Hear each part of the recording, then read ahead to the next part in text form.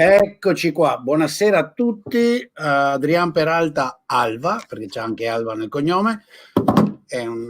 Ciao Adrian, da Washington. Ciao Michele. Nell'ufficio suo al terribile centro del capitalismo mondiale chiamato International Monetary Fund. Adrian, essendo sposato con una signora che ha un po' di origini italiane, è costretto a parlare un po', a capire un po' di italiano, no? Sufficiente, sì. Se non mi sbaglio, sei venuto addirittura a sposarti in Calabria. È vero. È vero. E Scilla. A Scilla, bene, bene. Quindi se c'è qualcuno di Scilla sappia che ha un semi-concittadino. Però adesso nella discussione del lavoro di Adriano e di altri sul tema consolidamento fiscale, serve o non serve, che effetti ha, che effetti non ha, passeremo all'inglese. Quindi avviso ai naviganti in inglese, ok? Inglese. Adesso vi metto la sigletta. Intanto ringrazio Adrian per la pazienza, e troppo la sigletta cominceremo a parlare di economia seriamente. Ok, fanciulli e fanciulle, pronti? Pronti? Pronti? Dove diavolo è la sigla? Eccola.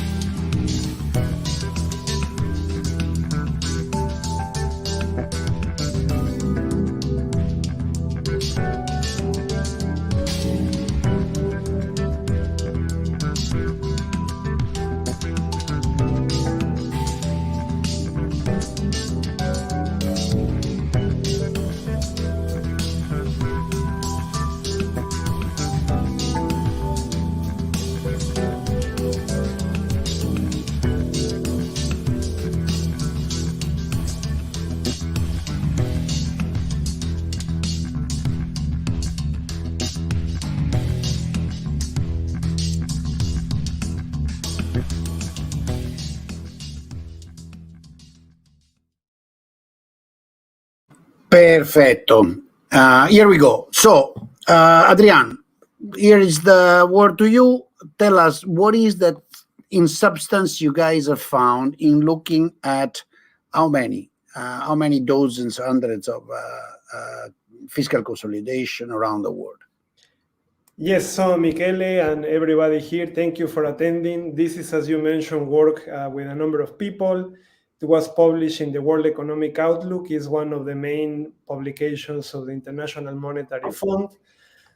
It was published in April 2023, but I believe it has only become more relevant.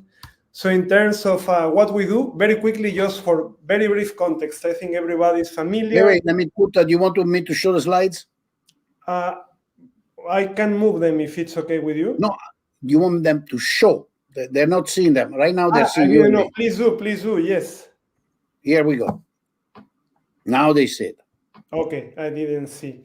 Perfect. So here is a group of people that work on the chapter, and let's go straight for it. Very briefly, in terms of context, here you have a graph only of what has happened to public debt, so government debt as a fraction of GDP.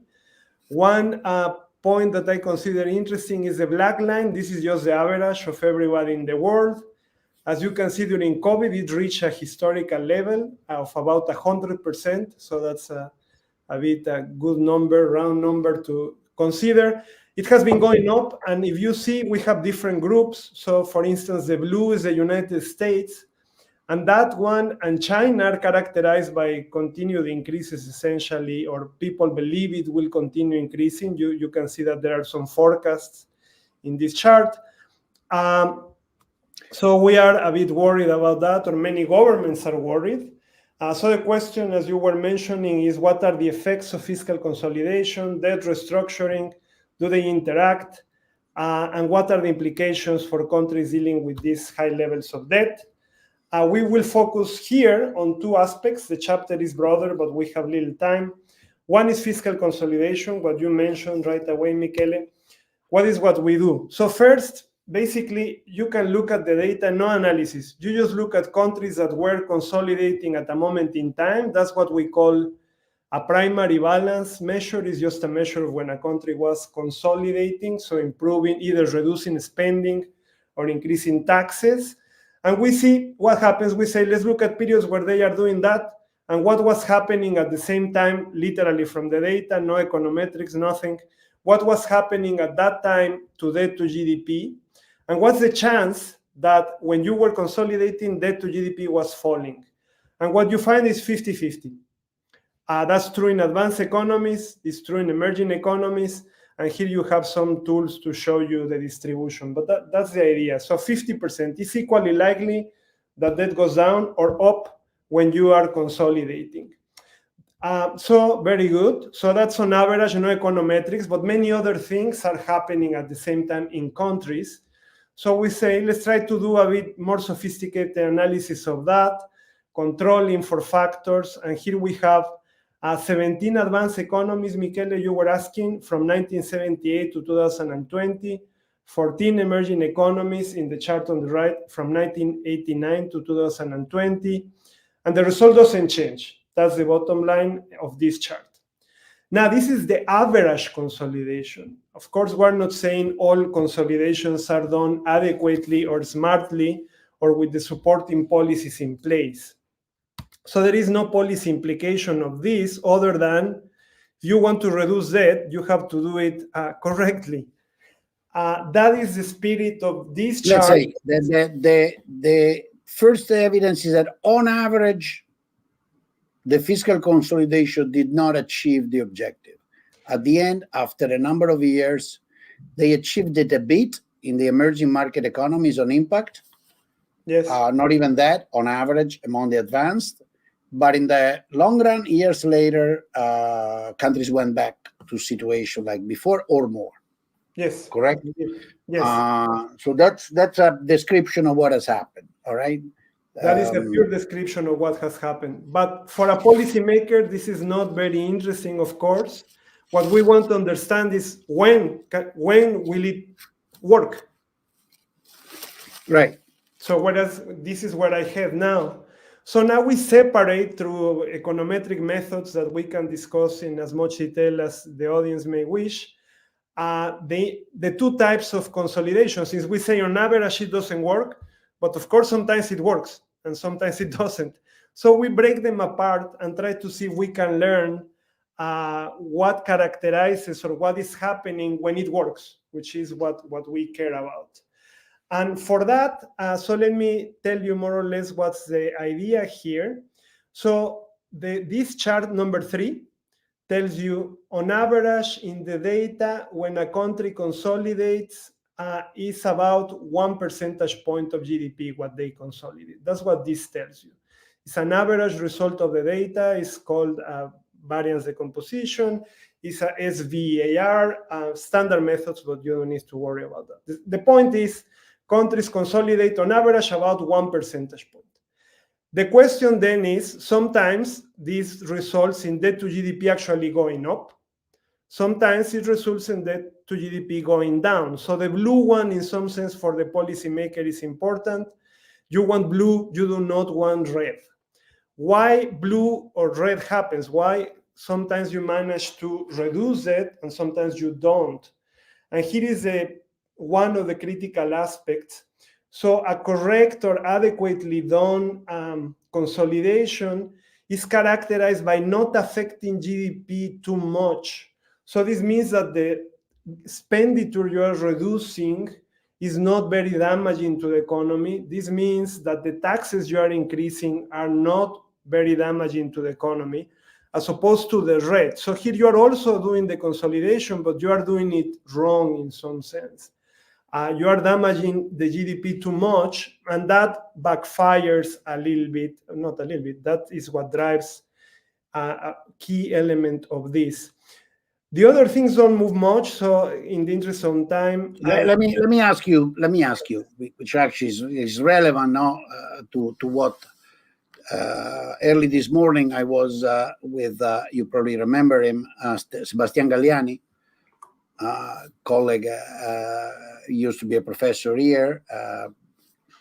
By the way, some people are asking why is Adrian presenting the paper in English when among the writers there are a couple of Italians.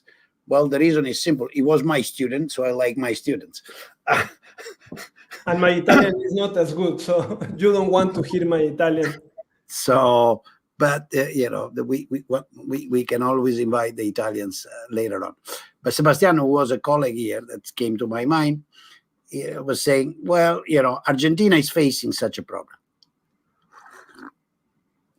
So let's use Argentina as a unit of measure in what you guys, well, Argentina is facing a problem. Argentina needs to do a fiscal consolidation, right? They have, nobody doubts about that, not even IMF. But you guys are bargaining with them on the fiscal consolidation. Not Adrian, but the high ranking or those that are handling Argentina at IMF are saying, well, you guys got to do something for your public spending and your debt because it cannot go this way. And so at this point, these people look at your paper and says, oh my God, I want to be the blue guys. I don't want to be the red guys. So the first quadrant, it says, it doesn't work well if GNP is not growing. But, well, what does it mean? What can we do to do the fiscal consolidation and have GDP growing? Yes. So, notice that here, even in the ones that work, blue still has GDP hurting a little bit. It's just the magnitude, right? So it's like how much. Very little. There is no doubt that consolidation may have some negative effects. Sometimes it may have positive effects. You're absolutely right there. But this is telling you that on average, even the consolidations that work have some negative effects. What can we do? Well, there are consolidations and consolidations, right? So one can be done based on very distortive taxes on very productive people. That's not going to work. That's not going to help very much. One can be done in parallel with structural reforms. I cannot speak for Argentina with knowledge, but I know that they are trying to implement reforms to make the economy grow at the same time. So that's where you have more hope. Taxes are well understood to have a more negative effect. And maybe the next chart is also informative on that, because this tells you, remember I told you it's 50-50 likely that you consolidate and reduce debt. So we ask, what can increase that probability? And I mentioned a few already, but here are some others. So it is well known, this is not something that we establish, but we look at it then in numbers, that if you do a consolidation in the middle of a deep crisis, that's not going to help you. So if you are in an expansion, certainly you should be doing a consolidation, no question about that. If the world is expanding, you should be doing a consolidation. And this has been the world for a few years, in fact, since the recovery of COVID. If you are in a situation where the appetite for risk is high or volatility of the stock market is not very high, you should be doing consolidation. If the government is crowding out a lot private investment, these are these two red bars, then reducing government debt is going to help as well. So you have a number of situations. So just to recap, you have to be careful with the type of spending that you cut. You have to be careful with the type of taxes on which groups you impose. You have to be careful if you can, if you are expanding, if the economy is growing and you are interested in reducing debt, there is no question, you should be consolidating. So I think that touches a bit on the how to do it, but keeping in mind that yes, even a well-designed consolidation may have some negative effects on GDP, but you will nevertheless succeed. So this is the part on consolidation. We also talk restructuring. Michele, I don't know if we have more questions on the first part. or we move quickly to the second one? Sorry, I tend to close the microphone when the other person is talking to avoid the echo, but then I forget that I have it like that. Yes. No, if you don't mind to go back to that graph, let me ask you some question. Here. Right. So this probability thing are essentially correlation in some sense. If you want sophisticated correlations, because they come from the VAR, so there's well, so take that minus -8.9 private credit to GDP. Yes. How do you want to read that, and how do I turn that into policy? So the red one, let me tell you one easier one to read: debt to GDP, which relates to the private credit. We're thinking of this as crowding out. So if debt is very high, which means that it's capturing public debt. If the government basically is eating all of the resources that the private sector. So I try to reduce deficit. I try to do fiscal consolidation, but I'm a country with very high public debt. So say above 100%. So I'm like Italy. Yes.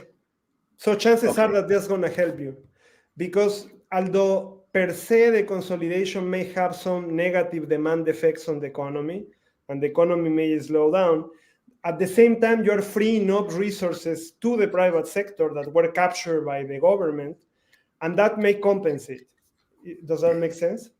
Compensate in a positive Sure. No, way. one has to understand. So it says when you have a situation in which the government. So one question: you classify fiscal consolidation. This I don't remember. This is really for the people listening. Every episode of tax increase, spending decrease, or those that get primary balances, or those that get total balances in positive? Primary balance. Right. So from your point of view, Italy has been doing fiscal consolidation since an eternity, because Italy has had fiscal consolidation for a very long time. That is, it has had primary balance. It keeps having huge deficit. No. Consolidation means a primary balance surplus, no? So it's the contrary. Right. Italy has had a primary balance surplus for a large number of years, with the exception of the COVID years and a few other. But in general, it had a primary balance surplus for before 2008 and also after, for most of the years. It nevertheless, in the best circumstance, ran a small deficit, about 2% or 2.5%, 3%, but this happened only in a couple of years because of huge interest on debt. Debt GNP ratio in Italy have been 100% or more, 120, 130, recently 150 for forever, in some sense, in your sample period, forever. And then, sure, they have had years like 2020, 2021, in which also the primary deficit was substantial. So from your point of view, Italy is, during those years, is part of those that did fiscal consolidation. Yes, although we have to be a bit careful, because when we talk about consolidation, we mean a discretionary action beyond the normal response to the business cycle. So this is a bit technical, but as GDP moves up and down, the economy responds, the taxes respond on average in a certain way. Spending, because of the structure of the system, think about unemployment insurance, right? When GDP is falling, unemployment insurance turns on. So this is on top of that. The fiscal consolidation I'm talking about is beyond those effects. So do you have some average estimate of expenditure and tax elasticity to GDP? But isn't that a bit of this is for the, but I like to do this as seminars for people that want to understand things. Isn't this a bit of an overstretch given the variety of countries? I mean, U.S. automatic stabilizers are huge. When there is an economic recession, U.S. deficit goes up automatically because of a variety of automatic stabilizers. The U.S. system, no matter what, is very Keynesian in the sense that it has built in all this. Italy is not the case. Italy does not have automatic stabilizers, but has political stabilizer. If there is a problem, the government decides to do discretionary spending, taxes, and so on. In the model, how do you separate one from the other in your econometric analysis? Yes, so in the now econometrics, so we go a bit sophisticated, but yes, indeed. So what we separate is the effect of the business. So what we estimate is an average reaction to recessions, an average reaction of expansion, and that we call, if you wish, automatic. We're not going to say if it is political or what. From the perspective of the econometric approach, is we will find that on average, the economy responds in a certain way to a GDP disturbance. What people talk about discretionary policy, which is the chart I have here, that is on top of that. So it's saying on average, the economy responds in a certain way, that's fine, but we don't call that discretionary consolidation. It is consolidation still. And in most countries, that part is important, in fact. So, but in terms of clarification of what this is, we separate it that way. And for those super technical, we use what is, relatively speaking, the state-of-the-art approach, which is we use narrative information in combination with sign restrictions. But now this is super technical. But you said you wanted that. So the VAR has three shots. I think it's important that people find it. And so the other thing that comes out from those things is that successful consolidation are those in which there is a, at the beginning, it makes no difference. Yes. Right? Look at graph 3. Yes. Primary balance, whereas with the unsuccessful one, the primary balance remains positive, and the unsuccessful one, it goes slightly negative. Yeah, there's a bit of up and down in the other one. Yes, yes, indeed. The part that how am I supposed to interpret that? Well, in this case, literally, the problem with econometric methods sometimes is what comes out, comes out. But what this is telling you is, yes, they are very front-loaded, but there are other variables that move. So one part that I should bring your attention to that is not here, but we have explored, is sometimes exchange rate reacts against you when you have external debt.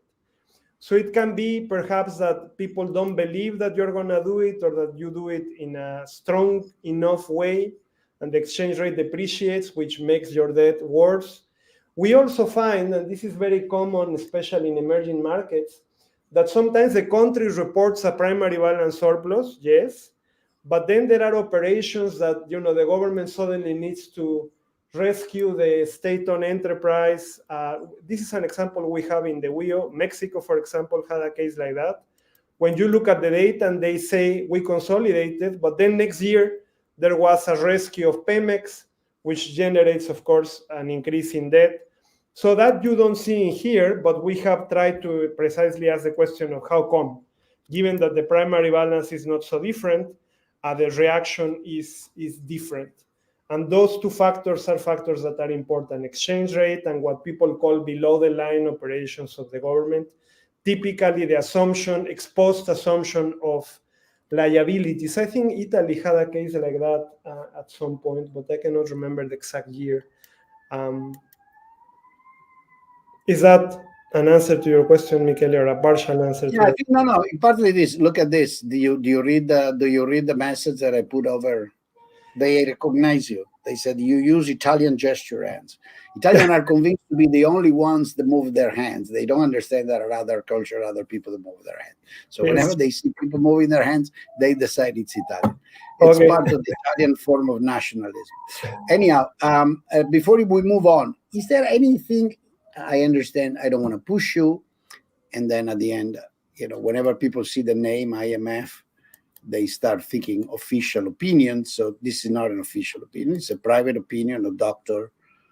Adrian Peralta Alba, and doesn't involve any IMF endorsement. It's the discussion among economists based on some data. This is better, give this warning. Otherwise, we're going to get misinterpreted. But if you had to take a chance from this stuff here, what would be a possible policy suggestion that you get? Considering that some things you can choose, you cannot choose your past. So you cannot choose that you have a huge debt to GDP ratio.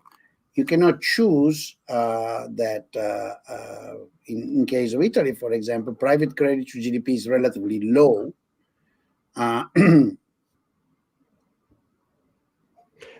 Yes, well, so I choose that the output gap is not so substantial. It is what it is. Yes, so I think there are quite a number of policies. One aspect of it is what we found in historical events is debt reductions take time. So, the debt of Italy is above 100 and so percent. You're not going to reduce it to 60% in 1 year. So once you say this is going to take time, the experience we find in countries that reduce debt substantially is that it takes it all in some sense. So you have to do reforms to the economy so that growth is not destroyed. And there's a lot of economic theory that can help you there. Not necessarily fiscal consolidation. There are many tools that you can use for that. So that's essential. But then you need more. So you may grow, and in periods of growth, you should be consolidating. That's a systematic factor we find. In some sense, when the conditions are benign and over a period of 10 years or 7 years, which I believe is the average length of an episode, meaning is debt going up for some time, debt going down for some time. Over 7 years, you're always going to be exposed to some expansion, some recession. The world is going to be doing better. The world is not going to be doing better. So the point is, you cannot afford not to consolidate if you want to reduce debt when things are okay. I think that's crucial. And when the markets are against you, so if your exchange rate is appreciating too much, if the interest rates are going up, sometimes you may have to do it even if debt is not reduced too much, or even if GDP is reduced. So I would say that that's a bit of the lessons here. Not all consolidations are bad. That's certainly the case. There is clear evidence on that. So you have to do it, and you have to do it well. So you can do consolidations in a way that destroys the economy, and then, it's going to backfire. That's no question about that. And again, you cannot afford not to consolidate when things are well. And in recent years... so the suggestion is, if you have a period of growth, try to consolidate. Yes, no question about that. Oh, we have a person that this is a concern. Let me ask you this. Is there any difference or divergent trend between countries that have independent monetary policy and those of the euro area? Yeah, so we explore a bit that, and the relation is subtle, but one of the things I can tell you is in emerging markets that are inflation targeters, when things are good in the world, that straight goes to you. So what I'm trying to say, in periods where the interest rate in the advanced economies is falling, in countries like Mexico, Chile, and countries with strong institutions, you see that the sovereign rates of interest also goes down. That is not the case in countries that do not have strong institutions on inflation targeting. Is that the question, Michele? No, you're not answering. They basically, I know what the guy wants to say.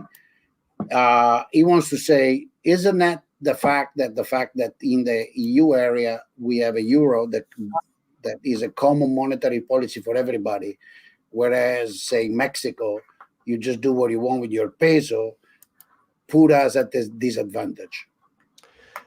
Well, in the case of Europe, actually, I would say Europe has a very strong advantage that you have the euro, which is a reserve currency.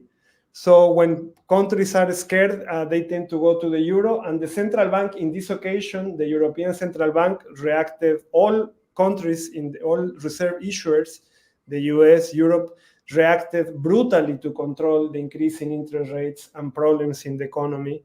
That other countries did not have that luxury to have the privilege of having a reserve currency and a central bank that reacts.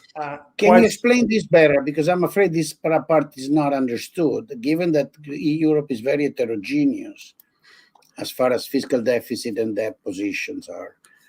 The countries that have tried, maybe not succeeded, but when countries have tried a fiscal consolidation, which may have involved tax increases or strong cut in spending, to the extent that this, in the short run, has a recession-inducing effect, the central bank has been able to afford lowering interest rate and providing monetary stimulus independent from the fiscal stimulus, which has helped those countries. Whereas when you're alone, say when you're Argentina, for example, just to make clear an example, Argentina today, we were discussing that with Sebastian this morning, has a catch-22 in front. They have to cut the fiscal spending. They have to, unfortunately, maybe even raise taxes, and they cannot afford to expand on the money supply because they already have inflation. They already have a devaluing currency. They already have a weak currency because there is no Germany or Netherlands to back them up. So they're up against the wall and they have a sword in front. I hope people like Mario and Karl Marx, I have a way of recognizing the so-called no euro.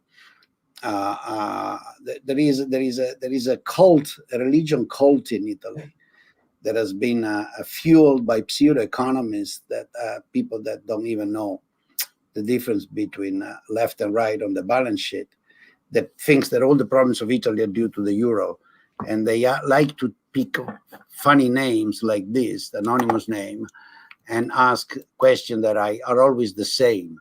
And so let me understand if I understand if I phrase your statement correctly. No, you phrase it perfectly, Michele, and it's embedded in the analysis. So I didn't emphasize it when I showed this graph, but now is a good time to do so because it's pretty. Yeah, for European, this matters a lot because they have a lot of. Yep, it matters a lot, this issue. No, I can certainly understand. So this part of what you say is definitely visible in the analysis. So I can point you to the blue versus red again. Remember blue is successful consolidation. And what you see in one of the difference between blue and red is that inflation, in fact, as you were mentioning, so the monetary authority is able to accommodate a bit and therefore smooth the negative effect of the consolidation on GDP. Right. You see that inflation actually increases a bit more in advanced economies than in emerging economies that cannot afford to do it. And this is also very evident. Successful versus unsuccessful, right? Blue is successful. Right, because you said advanced versus emerging. Oh, I apologize. Yes, sorry. Yeah, that's okay. I apologize. So blue is successful, red is unsuccessful. And you see that in the blue case, the government or the monetary authority, so when the consolidation is successful, in part, something that is happening is that the monetary authority is accommodating a bit of this. Accommodating means what you described, Michele, that the interest rate is not having to go up, but in fact stays pretty neutral here. In the case of COVID, it was brutally negative. So the COVID is not here, but the COVID is just an extreme example of this, where markets in Italy were shutting down, all major economies were having very big increases in spreads, and the monetary authority, in this case the European Central Bank, intervened in a massive way, which resulted in low interest rates for Italy and for Europe in general. Therefore, sustaining a bit the GDP and not generating a too big drop that they could have otherwise. Let me ask you another question. There's another interesting question, which is essentially external exchange rate exposure, in particular, having or not having foreign currency denominated debt, and therefore having or not having reserves of foreign currency to cover the debt. So the exact question is this, that says, I am not an expert, but I guess that the amount of foreign currency denominated debt might affect how successful a consolidation is. I suppose this again may have a classical Latin American case in mind. If you're exposed to foreign debt and you create and through fiscal consolidation, you induce a recession. This may bring about a loss of revenues and expected increased risk on your debt, and foreign lenders may find that too risky to afford, and blah, blah, blah, and what follows. Even if per se it should be, even if it doesn't seem to be, well, it is a bit in your data, because another way of reading panel 6 is they all start out with inflation a little bit high, and then eventually inflation goes down in the following years, successful and non-successful, and goes around zero. Is that that's another way of reading it? Yes, so a couple of comments. In the exchange rate issue is certainly there, especially in emerging markets. What we find, you don't have it in the panel, but we looked at it, that in many occasions, periods when debt goes up is because exactly the currency depreciates, and that on its own will increase total debt. So the more external debt you have, the more subject you are to it. On the part you were pointing at to inflation in advanced economies here, I just wanted to highlight that it's maybe not very easy to see, but the one that is statistically significant is the one of successful. The other one kind of remains unchanged. So you were saying it goes up, but in some sense... right, the successful one de facto also reduce inflation. Yes, yes. Right? I mean, they may start with a positive inflation. But I suppose you don't really determine what your inflation rate is at zero, right? At zero is zero. That's where you start. At most, you determine what it is at 1, and your average curve there at 1 is already at 0, and then it actually goes a little bit below. No, sorry, Michele, just clarification. 0 is the period of the shock. So, yes, you determine in 0. All right. Well, that requires a lot of faith in the shock. No, I agree. But, well, I'm showing you what comes out of the analysis. But to the question that they ask, or beyond this analysis, the exchange rate is important. And also, sometimes doing consolidation helps in terms of the credibility of the overall framework of the country, right? So it may be that you consolidate, and because you do, markets become a bit more stable and you get less. I totally agree, but that's unfortunately something we can't, that's the Argentinian problem we were discussing this morning with Sebastian. Say, look, I mean, you guys are in a catch-22. If there is one thing, if I was criticizing Milei for having been too ideological and too strong and too, in fact, even wrong in some of his statements at Davos. I don't know if you read. You don't have to take a position. You're an IMF official, so you don't have to say what you think. I'm just saying what I think. But he clearly said a number of pretty erroneous things about economic research and theories. And I said, one thing the guy should be trying to do, given that he's very pragmatic, is to convince the world financial community that Argentina is a good bet. He needs money to flow. He doesn't need money to get scared. He needs money to flow in. Right? And so this point of having, when you're a weak country with a weak currency, having or not having foreign denominated assets flowing in is, I agree with the guy that asked the question. It matters. Yes, no, and I agree too with that part, certainly. All right, if you want to go on, there is another question about Isos chain, but it's a bit too specific and it would require, Isos, you apologize, but I'm not going to ask that question because that would require getting, if there is time, maybe at the end, getting Adriano involved in all this fiscal money business that goes on in Italy with the super bonus and the fiscal implication of the super bonus. So it's a bit... I may not essentially, they have done a crazy thing that has created a gigantic tax credit in the order of tens of nearly 100 billion euros. So there's 100 billion euros tax credit floating around the country, held mostly by financial institution individual. That is obviously like a crazy, random bomb. But I don't want to get into this. It's also very controversial. I've been fighting against it and losing in the battle, obviously, 4 years ago. And now they're all saying, oh, my God, that was a bad idea. And say, yeah, sure, it was a bad idea, you idiots. We told you. that's internal polemics. Don't get into that. But keep going with your paper. I cannot comment on specific countries that I don't know the policies. Don't worry about it. We haven't done that analysis, so it would be irresponsible to say anything. Briefly, this perhaps is more important, or certainly is more important for emerging and low-income economies. So just to cover fully, sometimes countries consolidate and that doesn't do the job enough, or you simply cannot pay.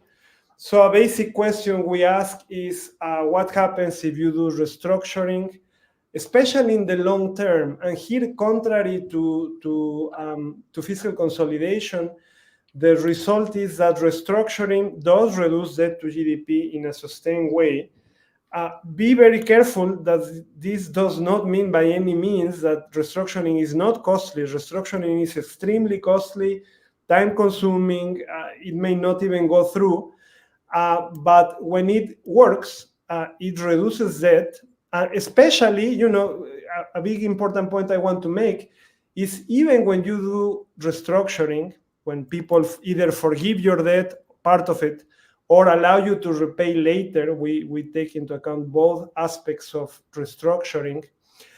Even when you do that, the impact of consolidation or doing it together with consolidation is brutally different. So even when you restructure, that doesn't mean that you can just have fun.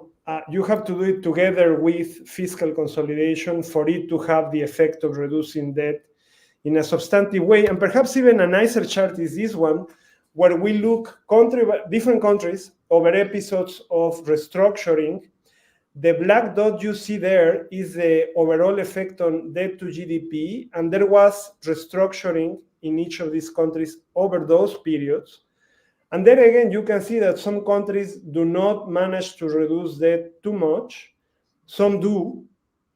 And what you have in colors there is what else were they doing. So for example, the red is the impact on the debt reduction of primary balance, meaning fiscal consolidation. And what you see in countries where debt was reduced substantially, for example, Jamaica and Seychelles, or even Cyprus a bit, is that red is there. So even when you do restructuring, you have to do consolidation. Blue is there too, so real GDP is helping consolidation. So this means these countries managed to grow somewhat during these long periods of consolidation.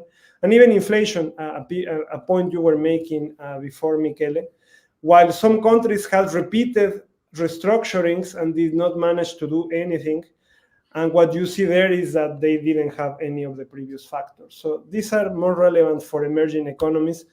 But with this, maybe I conclude, because you were asking me before, what countries should do, or lessons from the analysis. And this would say, if you can afford to do it gradually, if you are not against the ropes for real, you should implement well-designed fiscal consolidation. We talked about that. So who you tax or where you reduce the spending. Ideally, or I would say, you cannot afford not to do it during economic expansions or when external conditions are good. You could, please, Michele. No, go ahead. I said, in the sense of, yeah. Yes, of course, no. And of course, this doesn't prohibit you to do it together with things that will help growth on their own. And over there is a vast literature on which you, Michele, have contributed enormously. So there is, of course, no fight with that. If you cannot afford it, so if you are already really in debt distress, and you need a more radical approach, debt restructuring maybe should be considered very carefully, because it does have negative effects, so keep that in mind. But if you do it, it has to be deep, and it has to come together with everything else. You cannot just do restructuring. It means you do restructuring and then you continue consolidating. Creditor coordination. Well, isn't that what Greece has at the end has managed to do on the second time? Yeah, I would. So if you guys studied Greece, I suppose, if you had to single out Greece, what would be your? Michele, I wouldn't comment on Greece. I'm not an expert, so I cannot. I Sorry. can go back to Italy. There are topics you don't raise with IMF officials. Well, there are published No, it's documents okay. and Don't worry about evaluations, but I honestly don't know literally well Greece. So we can take a look and get back to you happily.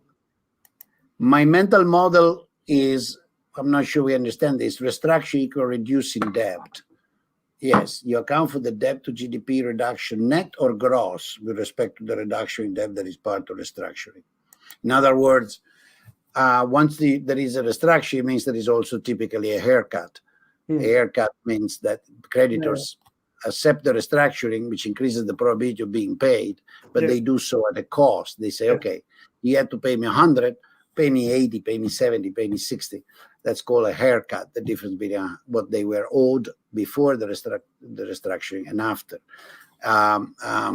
Smartly, Irrecensore says, well, maybe all that success is because the creditor accepted to be paid less. Yes and no. So that is part of it, certainly. But that doesn't mean that will be successful, even when that happens, because it could be that you get a part of your debt dismissed, let's say, the haircut that you were mentioning. But if you don't consolidate forward, it may be that you just go back to where you were, which were these examples, for example. So these countries had restructurings involving face value reductions, and nevertheless, nothing was achieved. So they paid the cost of restructuring without having too much to show. Success. All right. Yes. So going back to that. But then nevertheless, that's a calculation I think you guys should be able to do, right? Yes, we have both. So we have the separated one. So most of the restructurings are actually not face value reductions, but the one where you postpone refacing that they call. So nowadays, most restructurings take that form. But in both, it is essential to do consolidation, regardless of how you do it. So that result we did study. Okay, all right. And as I was, just to final point, the durable part of the reduction, that's what's hard. And we were talking about institutions.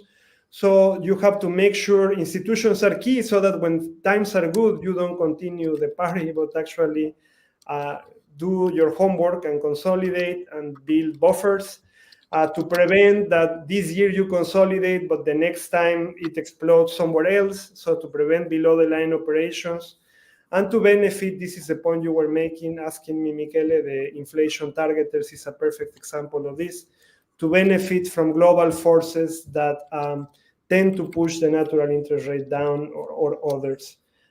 So that's what we conclude in terms of policy from the analysis. All right. Well, let's see. But this was pretty technical, but I think that there's a number of people apparently, in spite of the fact that in Italy it's midnight, we have had 150 people listening straight, and there will be thousands tomorrow. Let me push you a bit. What's the next step of research? You sent me a paper that you said that we don't circulate, so we don't mention it, but I just mentioned there exists a paper. No, now it has been published. I've actually not finished to read. I started out yesterday, and then something came through, and so I said, hell with that. Yes, no, actually, it has been published, so you can, if you put a link to it, I'll send you. We will most appreciate. And the idea there, so we were exploring a bit of a backwards story, but something that was debated for decades, literally. Some people have considered, for example, Blanchard, there are forces that push interest rates to be low in the long run, demographics, the slower growth of economies, the privilege of being a reserve issuer. So those tend to push interest rates down. And some people were saying, well, given that the interest rate on debt, on public debt, tends to be lower than the growth rate of the economy, doesn't that mean that we can run any deficit we want? Doesn't that mean that there is no cost of running any deficit and having any debt that you wish? So we take that seriously in a model. We don't have to go too much into the details. But the point we make is that even in those cases, the cost of higher debts is actually pretty substantial. Perhaps not from the perspective Right. of Can the you explain government. your intuition? Because it's reminiscent of something on which I have mixed feelings. Being a student of Robert Barrow, there is a theoretical point behind that, which I never quite made up my mind. But so what's your argument? Yes, well, so if you go that way, we do an overlapping generations with some friction, so there is no Ricardian equivalence and things like that in here. Right, you don't have a Ricardian equivalence, but why don't you have a Ricardian equivalence? Well, we have a lot of frictions. It's overlapping generations without perfect altruism, no? So, but the basic intuition is how I see the basic way of thinking about it is the financial system of the economy has a certain number of resources that we all save or put in it. And those resources go to two places possibly. One is the government, the other is the private sector.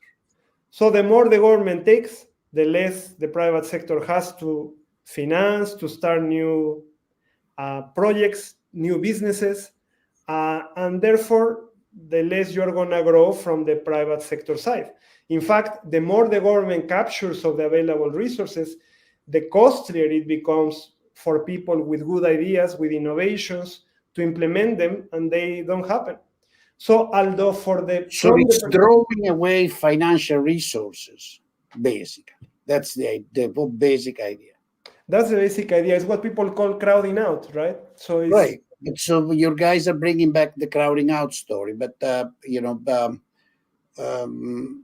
Blanchard, if he were here, would say there is a quick solution for that. Which is?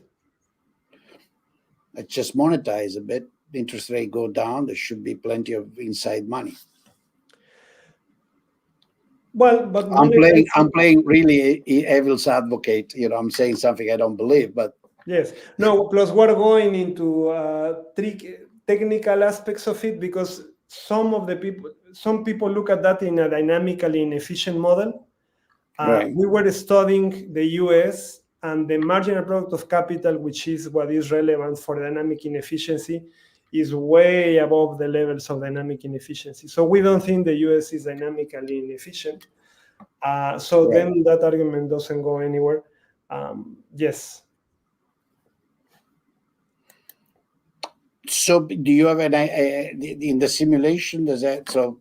We have that in the simulation. So right, take a country like Italy where the margin product of capital is not particularly high, but on the other hand, G is neither. So the country, so I don't know. The difference is relevant there, right? But kind of our point is, R minus G is a bit of not so informative.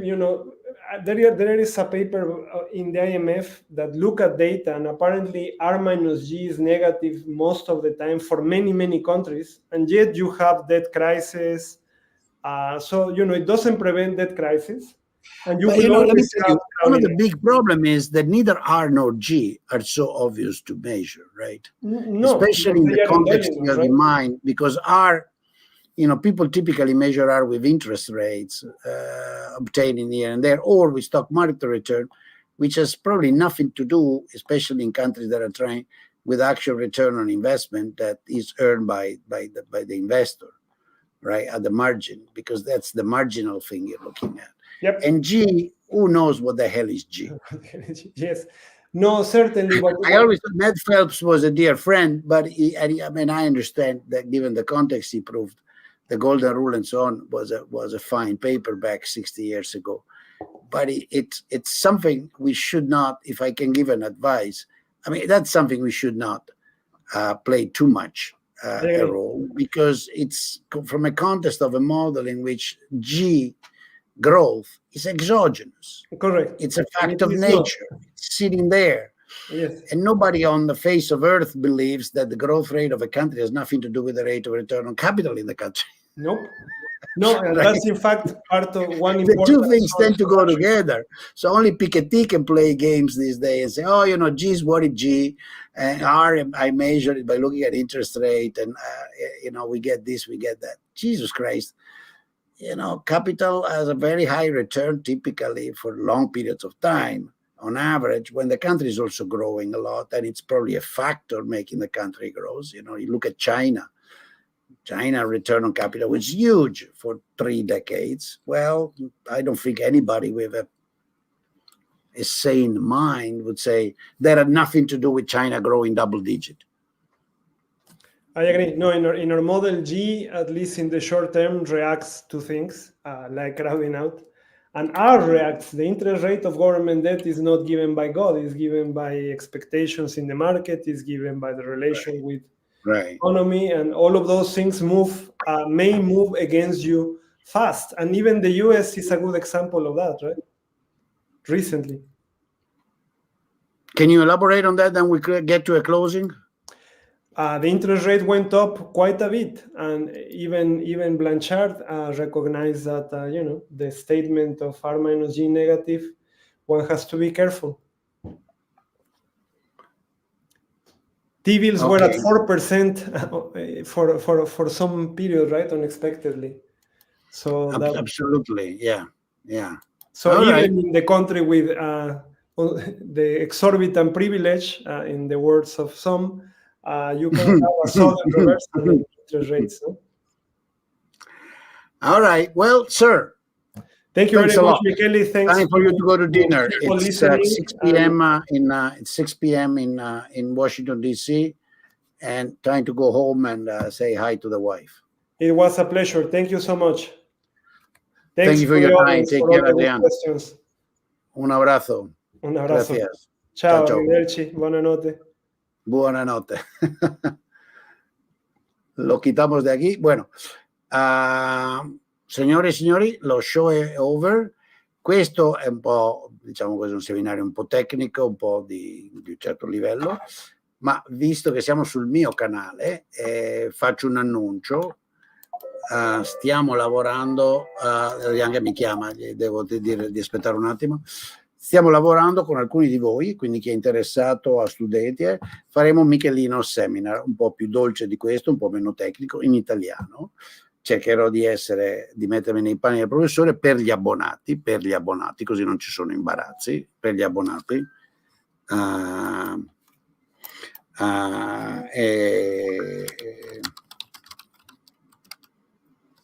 Datemi un secondo perché il buon Adrian vuole parlare subito, era la sua prima volta su YouTube, quindi credo di dovergli un ringraziamento privato, un saluto. Comunque volevo fare l'annuncio, insomma stiamo lavorando su Michelino Seminar. Chi ha dei paper che pensa di voler presentare, magari anche tesi di laurea un po' sofisticate su cose che io capisco qualcosa, quindi economia e paraggi, ma insomma ecco, sulla filosofia preferisco evitare di fare proprio il professore, sulla storia magari, su alcune cose. Quindi comunque chi le ha scriva, metto qua l'invito. Jacques è in euro, ho scritto Jacques scusate, la mente è confusa, voler fare 3 cose alla volta non si riesce. Insomma, scriveteci e abbiamo già parecchi in lista per le prossime settimane. Bene, buonanotte a tutti e alla prossima ci vedremo a Michelino Seminar. Ciao ciao.